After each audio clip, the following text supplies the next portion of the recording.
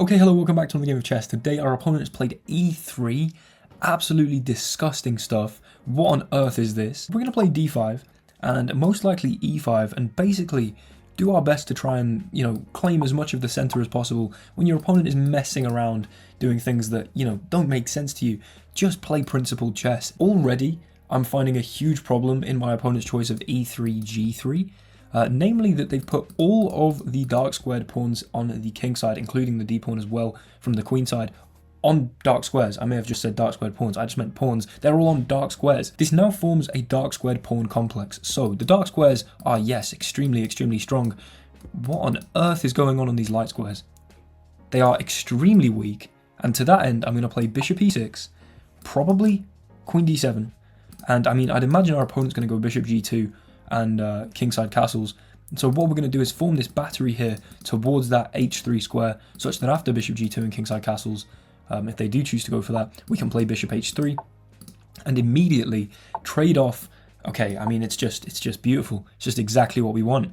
Immediately trade off the light squared bishop, such that now, I mean, genuinely, where is your defender of these light squares? I mean, the pawns don't defend the light squares, and the only defender, the quintessential light square defender, the light square bishop, is no longer there. So this idea of going for that battery and trading this off immediately now gives us, basically, in this quadrant of the board, the king side, in white's king side, effectively, every single light square is a horribly weak square. I'm going to stop talking conceptually now. We're going to play some actual moves. E4 being the first of these moves, namely because, you guessed it, I'm controlling this light square. Also, it's a really good idea when you want to attack on the flank, which is definitely what we want to go for. I mean, ideally we get to play h5, h4, open the h-file, smack the queen into h3 as it synergizes with the rook from h8, and, checkmate this king. When you want to attack on the flank, it's generally a good idea to lock up the center. So our opponent goes for c4, trying to break at the center we have here. This does make a lot of sense. But, like, if I just play h5 straight away, no hesitation. Okay, clearly there's already been hesitation, but they take, and I just go here. What are they going to do? Rook h1, probably? We could even go check. Boys, I'm going to play h5. No doubt in my mind that h5 is the move I want to play here. Now, presumably our opponent should play h4 to avoid, or to keep things practically looking decent on their king side. I mean, not letting us immediately play h4 ourselves, but they don't. They take here. Let's go. Let's go. No rest whatsoever. They do play rook h1 as I predicted, because otherwise, takes, and we're going to go in here with the queen. Rook h1 serves the purpose that if takes, they can take here. Then there's obviously no check because the rook holds that square. I mean, hello. I mean, bonjour. Normally I do not like closing off a file that could potentially be opened. Doesn't really, often seem like a good idea to me. However, them having to swing the rook over to h1 and now drop the king back, I mean, we are punishing these light squares as quickly and as dramatically as possible. This rook now basically has no moves. I mean, rook g1's a move, I guess. But the king goes back to f1 to at least give the rook that small bit of breathing room. Now, I was thinking that we just go queen g4, queen f3, try and take this, try and go here. However, if queen g4, there's knight c3, holding the queen, and we do not want to trade the queens here. I could take this pawn. That is a possibility. I could grab it with my queen, I guess. But we most likely should develop some of our pieces. So I'm going to go knight f6. Largely speaking, because we're going to take this pawn so that we're not down on material. Although we take here, we lose this. That does open up this diagonal even more, though. I mean, it might make sense. Let's just do it. Let's just do it. They could take here, and after queen goes here, they could bring their knight to c3. What I'm saying is, if they now grab my e-pawn, they will be a pawn up, but at the price of also then opening up this diagonal even more. You could argue this pawn's kind of in my way of applying pressure from c6 with the queen. Now, guaranteed I've not played this perfectly. I mean, the idea to go h5, h4, h3, before we even reach move 10, was maybe not my finest idea, but it's certainly the kind of idea that I enjoy playing. And so, why else would I be playing this game if not to enjoy it?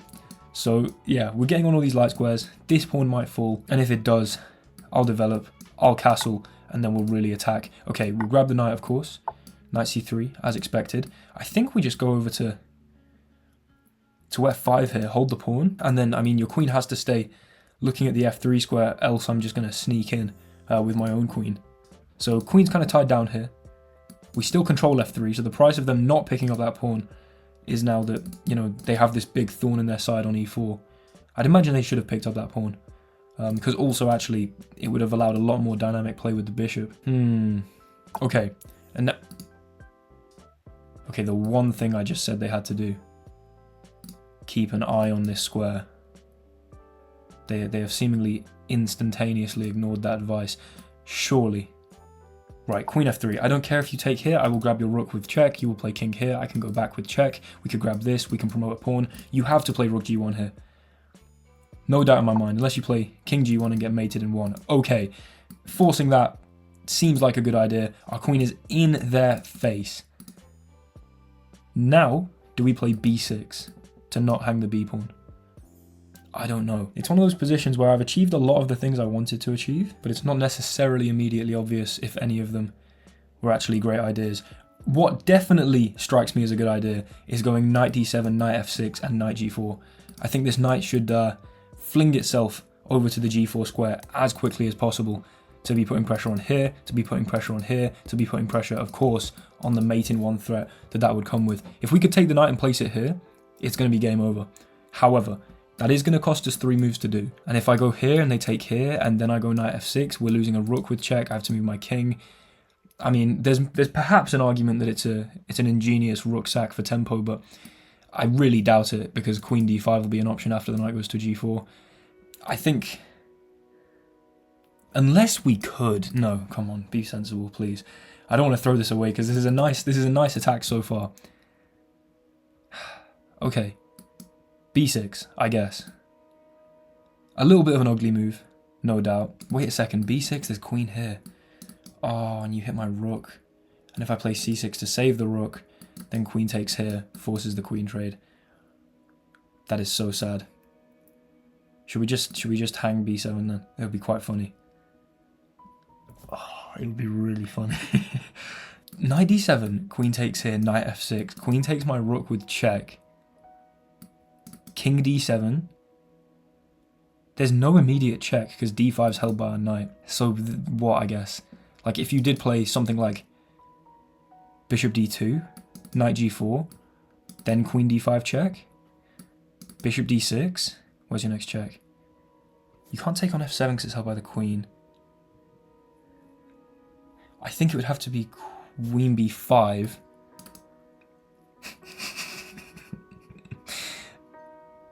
c6,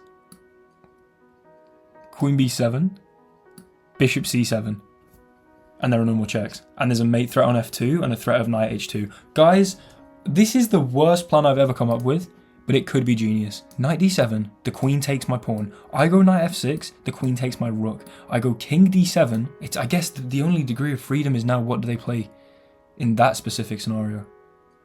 But imagining if it is bishop d2, knight g4, only checks queen d5, bishop d6, I think the only checks queen b5, c6 only checks queen b7, I think, bishop c7, I don't think there are any checks, I think there's a mate threat, I think there's a threat of knight h2, I think this is beautiful, I think I'm going to do it.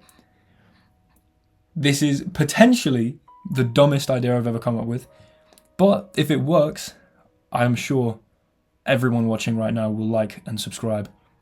No doubt. Now, if they take here, we could play knight b6 to hold the rook. No, take my rook with check. Please. This is what I want you to do. I'm begging you to take it. And also there's a point, king d7. There's also a point to raise that if they don't play bishop d2 here, this could be a mate threat. Like, say they move the knight, checkmate. So the knight can't move. It doesn't make sense to move the rook. They can't move this rook. This rook to b1 seems to do nothing. I don't see a queen move like, okay, yes, they could take here. So they play bishop d2, like I said. Now knight g4. And they go check. And bishop d6. And they go check. And c6. And they go check. And bishop c7. And where's your next check? Oh my goodness. And if they go here.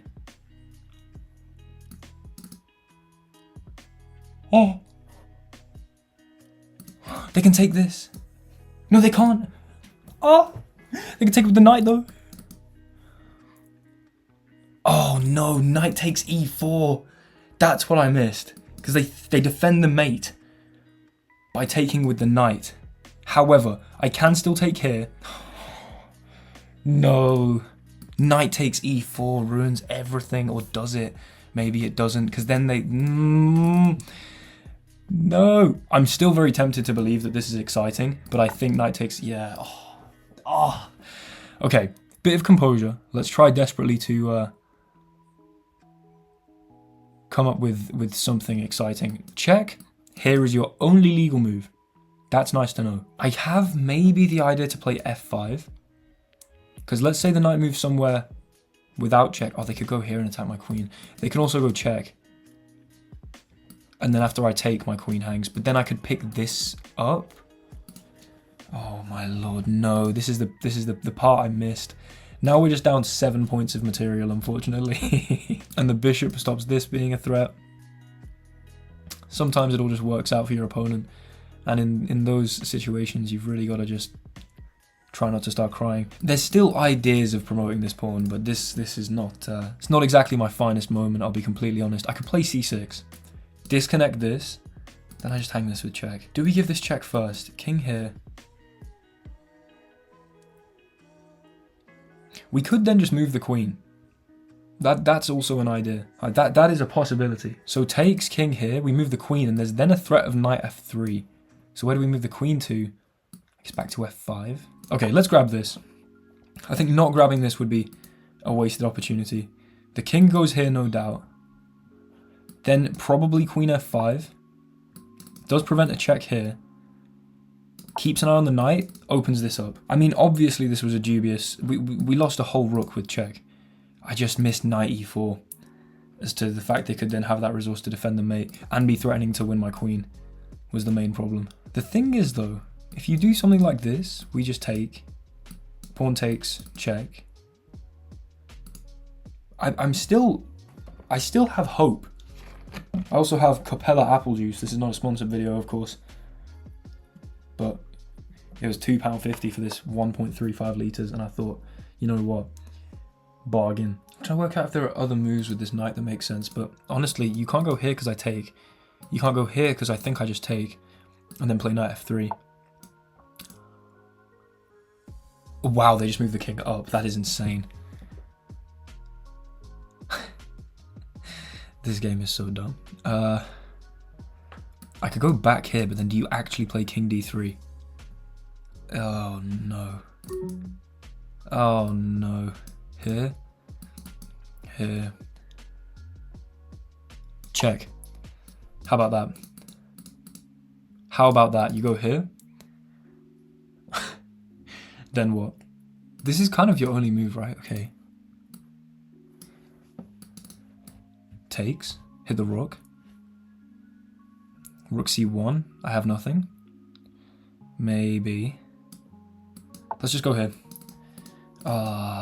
There's also some idea at some point. Whoa. Whoa, whoa, whoa, whoa. They want my queen. Their rook b1. Oh, but then I take here with mate. So they take my knight. No. But then we take the rook. So they go check. Bishop d6. I've got no idea what's going on. And I have 19 seconds and no increment. So that is great.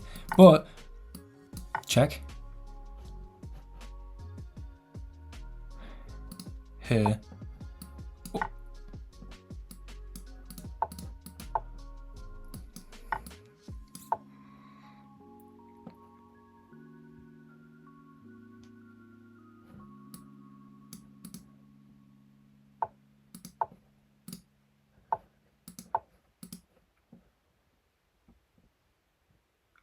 I think I may just be getting flagged here.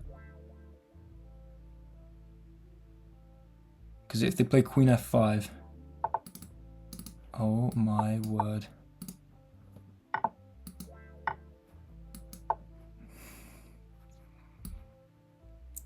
Please. Where's the next check? I've got two queens right here.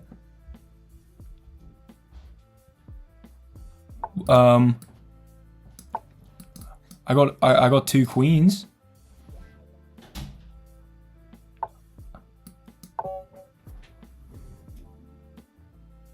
I got two queens.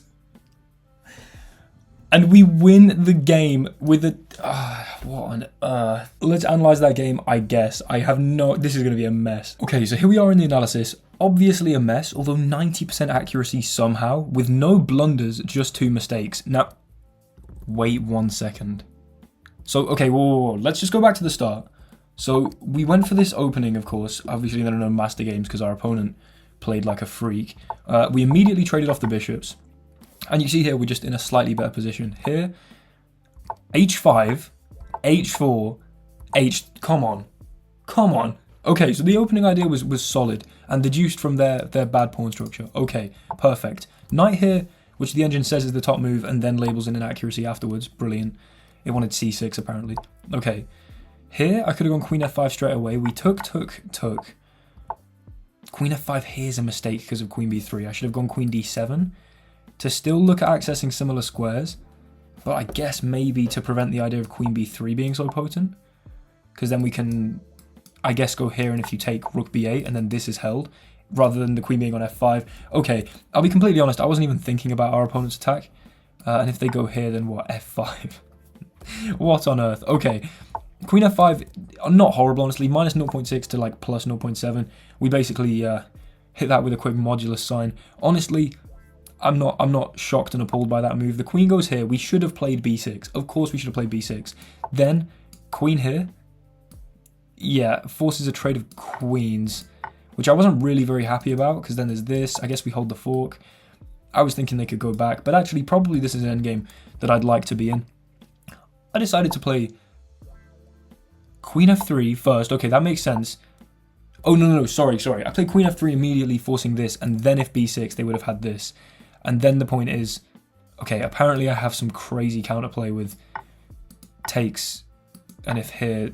Oh, then that's, of course, checkmate. Disgusting. What on earth? But yeah, my main thing was that I didn't really... Okay, I didn't see this. I didn't want to play c6 and just allow this trade. I thought I was just now worse in this endgame, and I was right. So, instead of playing b6... Oh, my days. Knight here. And then I hung my rook. Fully intentionally, the only other mistake of the game, for the beautiful counterplay that I thought I'd have now, if our opponent had gone for the line that I calculated, and then played queen b5 check, c6, queen b7, bishop here, I am completely winning in this line. Okay, perfect, because that's what I calculated. That's kind of the only thing that I actually saw. The only reason this didn't work was because of the eventual knight takes e4. Now, immediately, of course, knight takes e4 was the right move, but you see how there's another move here, queen d5. I think it's just because after I then develop my bishop, they can take on e4. You see here, everything else would have been at least a draw. So, just missing that one idea of knight takes e4, I don't hate, I'll be completely honest, because it's kind of hard to see that that defends the mate, and that then, you know, the king's going to be able to run, and then I'm not going to have any ideas with this queen here. Fair enough that I missed that. The check is then, of course, the best move. And at this point, I'm now just thinking, okay, well, I've completely lost. Queen b5 here, and I bring the knight back. But then we get the counterplay and take on b2. And after they take, we take here. Because if they didn't, by the way, let's say they grabbed a pawn, checkmate. Let's say they went for, I guess, rook b1, checkmate. And if they defended the checkmate with, like, this, then we take here. So, they should have gone queen d5, or king e2, apparently, letting me take this for free to then play check. This game was such a mess. By this point, I have, like, what do I have? I have 20 seconds left at this point, so now we're not even going to worry about analysing the strength of my moves necessarily. But of course, we then go in here, pick up the rook, and then we go here, and then we hide with the king, and then we hide with the king again, hide with the king again. And at this point, it's just a draw, because our opponent has this this perpetual check, I think, between f5 and b5, and if we try and stray anywhere else, they have other checks. Or they had knight e4, to which I should have played bishop a3. This game is so dumb. I hate this game. What on earth? I guess I could just play anything with the pieces, right? Leaving it all here, and then they keep oscillating. So, instead, they went here. And now I'm completely winning, because of that past h-pawn that we invested in before move 10. Oh my goodness, and then we took this. Okay, they go check, we go here, they take my rook, but no one cares because I just promote to a queen. And then instead of trading the queens off, we go king here. There's your check, but now where's your check? There is no, this is ridiculous. You just can't actually access my king to check me here. Unbelievable. With 10 seconds to go and checkmate there on f1. The only move to stop forced mate would have been king d3, to which we could have gone check. And after the king moves, we get our queens involved. I mean, okay, the queen can come back here. Honestly, I have no idea whether I'd have won this if they didn't let me get the checkmate in one. Most likely not, because I didn't have any time on the clock. But, you know, we're completely winning here. And takes. Like, this would simplify into an endgame that, of course, I'm completely winning. I honestly have no idea how that happened. Having literally just gone through the full game, I still don't understand how that happened. But with 2 queens and 8 seconds on the clock, we get the checkmate. A disgustingly inaccurate game, but somehow still 90% accurate. No idea how that happened. Hopefully you guys enjoyed. This was definitely an entertaining game, if not actually, you know, a very accurate one, even though it was accurate. I'm so confused. But thank you so much for watching. If you did enjoy, like, comment, subscribe, and I'll be back very soon with more videos like this. I hope you guys are enjoying. Obviously, we're hitting the consistency. November, December, you know how it is. And we are going to hit 50,000 subscribers, I think, by, you know, at some point in December. So I'm really, really excited. Yeah, get subscribing, get telling all your friends, get telling all your family, tell literally everyone you know to make 7 Gmail accounts and subscribe with all of them. And I'll see you in the next one. Thanks so much for watching. Goodbye.